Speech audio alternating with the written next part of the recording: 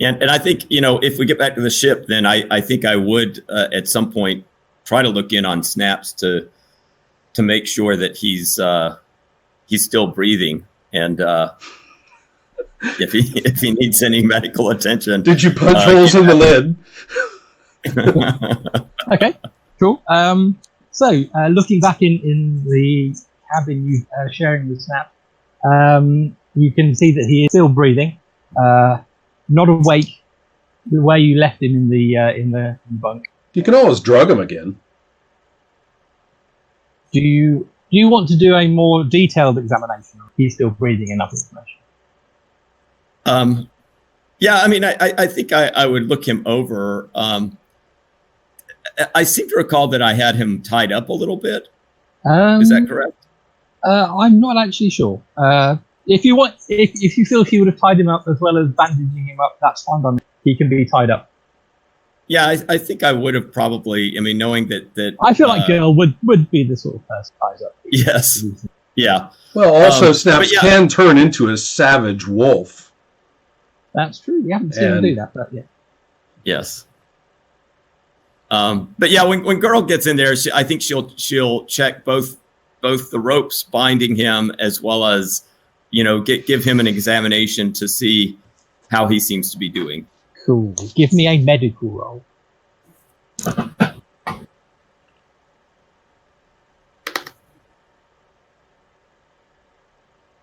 I got a great result. Oh, okay. So he is, as I say, he's still unconscious, looking pale from loss of blood, and he seems to be running a bit of a fever, but as I said, still alive, still breathing, still tied up, with some very nice rope work. He's not getting out of those anytime soon, even if he was awake. Do we have any sense of how much longer it would take us to get to Tourmaline? I am thinking it's probably another day's. I'm sure if you ask one of the sailors, they'll be able to tell you that. Unless you want to have a big conversation with them, I can just tell you that.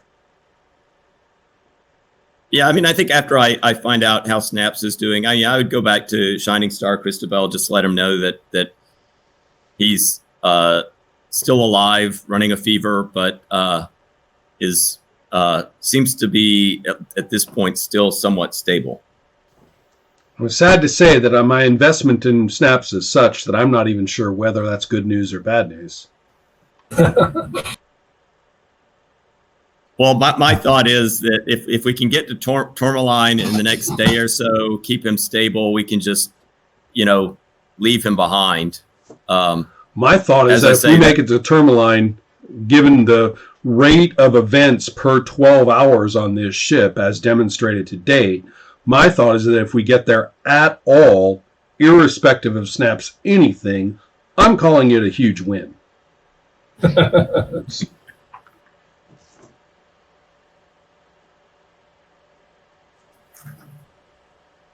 Okay. Yeah, and I guess my intention would be to just kind of keep Snaps in the cabin and not really broadcast that he's there. Just hope that he's ignored, hopefully, for the next day.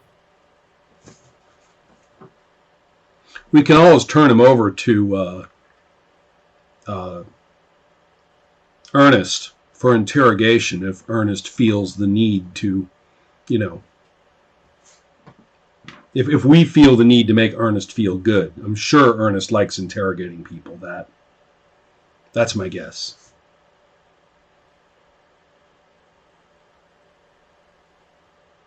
Well, I think right now, at least, Snaps can't be interrogated because he's still unconscious. So. Okay. Since you mentioned Ernest, does anybody want to go and talk to him, or are you just going to lay low in the ship in your cabin and wait out the rest of the voyage? Or anything you'd like, really? I'd just like to say hi to my sister, just for purposes of harmony and dreading whatever implications are going to occur. But I will wait until Christabel does something. If you want to, Rod. No, I think I'm shipped out. Okay, well, I'm just going to say hi to the Sis and to Moon's Glow and see that she's okay without making a big deal out of it. Okay, so when last we saw her, having tried to throw herself off the boat, you had made her Ernest's problem. Yes. So, as far as you know, she's in his cabin. Right, and that's where I will go. Him recently.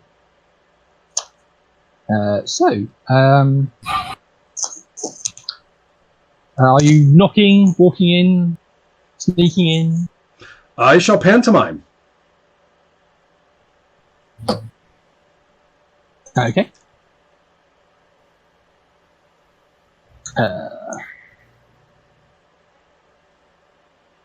Well, in that case, you can do a listen roll. We should sort of try to be polite about these things. And with my listen of 12 and my roll of 91, that puts me into the superior range. Okay. Which means...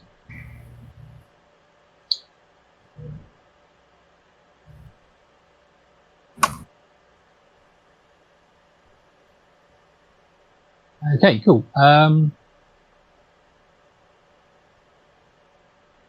So you hear, perhaps somewhat unexpectedly, the sound of gentle snoring from inside the cabin. Gentle snoring? Yes. Not... it doesn't sound like your sister's snoring, so... Do I hear, with my superiority, 2 respiratory systems in action, or just one? You can definitely hear 2. In fact, you can hear the odd bump and gasp and the snoring. So there's definitely 2 people breathing in there, and one of them is moving more than the other. One is snoring, and one bumps and gasps. Yes. A little. Occasionally.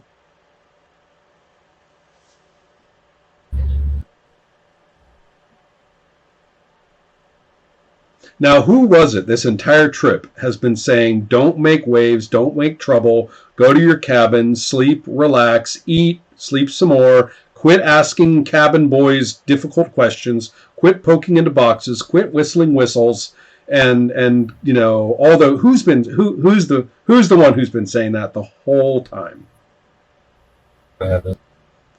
Now, who's the one who's going to do the wrongest thing possible now and open that door? All right. Sounds fun. I open the door. You open the door and you see sitting cross-legged in a beatific meditational pose, Ernest, the agent of the Elven Empire, in what looks like he should be meditating, but apparently he's dozed off while doing so, and he's still going to snore. Wait, he's fallen asleep while meditating and is now snoring? Yes. Because... Thought balloon. Pretty sure I understand that religion now.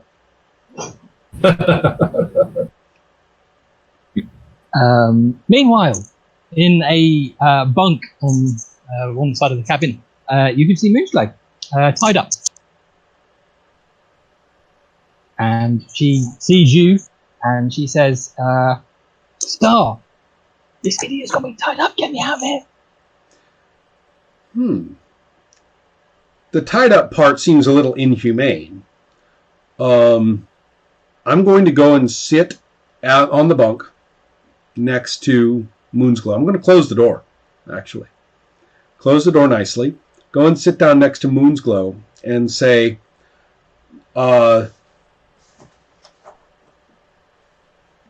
only after you tell me all about Morning Star. And do you know how you got soaked with water last night? You and your idiots poured water over my head. I don't know what you're on about, and I don't see why my relationship with Morningstar is any of your business. You want to make some sort of roll to see how this conversation is going to go. I know. It always goes so well with her too. I had one good roll with my sister, and that was like plot life changing. And ever since then, it's been downhill. I'm going to say, listen, I've got one chance of making you take me seriously about this, and if it doesn't work, I am forced, for your own good, to leave you in this fellow's care, although I do not approve of him falling asleep while you're tied up. And so I will attend to that problem. I definitely approve. I want you to get me out of here. Right. Well, if he's asleep, but you have to listen to what I have to tell you. Okay, sis. Get it off your chest. All right. Morningstar has bewitched you with bad magic. And anything you feel for him, sincere as it may be, is just his wicked evil spell. He is a member of the Sealy Court and one of their nasty evil assassin bug jerks. That is Morningstar. And he magically made you go and try and get to him. Which meant, at last sight, you were attempting to throw yourself into the ocean. So that's Morningstar. He effectively tried to kill you.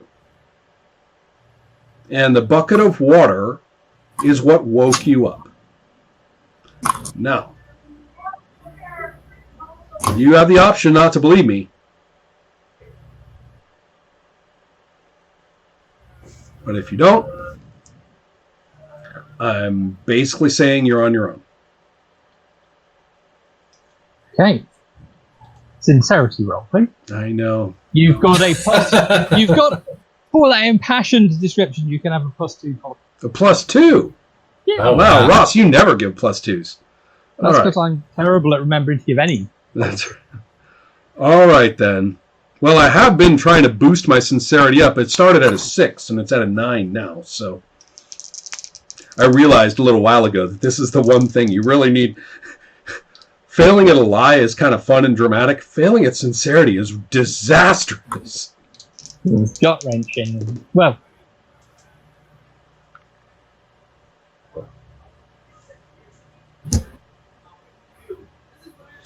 you will be pleased to know that with 2 column shifts, I am passable. Phew. okay, cool. So, a range of expressions wore on your system. I'm going to go ahead and I'm going to untie her anyway and say, okay, you've heard me out. You didn't scream. You didn't call me names. For that, I'm untying you. But if you go bolting over the rail one more time, not only am I going to tie you again, we're going to give you whatever drug it was that girl dosed that guy with. A lot has been happening without you, sis.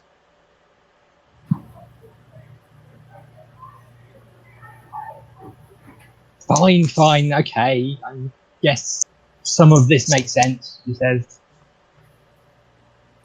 Anyway, let's get out of here. No. This fellow, tying you or not, this fellow, he's taking you to the Elven Empire, and you're going to be comfy, happy, affluent, respected, and not pushed around by pure fire anymore.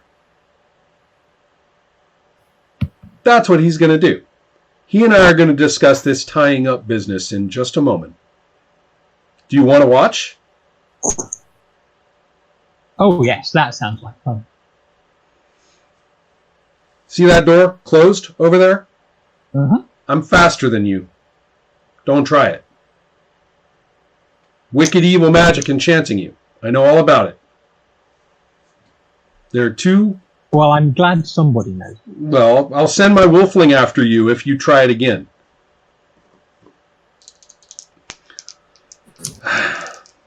All right, I'm going to kick Ernest in the ribs. Okay. Is this actually an attack or you?